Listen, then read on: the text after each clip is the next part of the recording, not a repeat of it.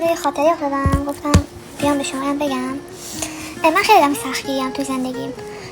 یه کاری که شروع میکنم، یک دوستی رو که آغاز میکنم، باید به بهترین شکل ممکن پیش بره، وگرنه خیلی خودم اذیت میکنم.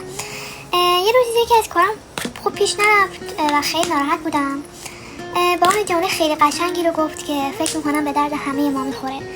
گفتش که بعضی از نبردهای زندگی ما ارزش مبارزه نداره و اگه آگاهانه ببازی یا ازشون خارج بشی، اون انرژی تو حفظ کردی و در نهایت تو باز هم برنده ای.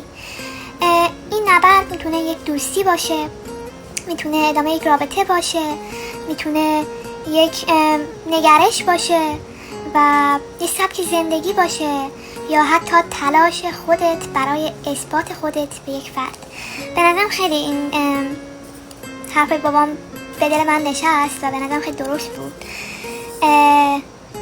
من این 3 تا اسپری گفتم بیام بهتون بگم، خیلی خوشبوه، استفاده میکنم همیشه. این ایرانیه، مردانه خیلی خوشبوه و ماندگاره، حالا خودش گفته 24 ساعته میمونه.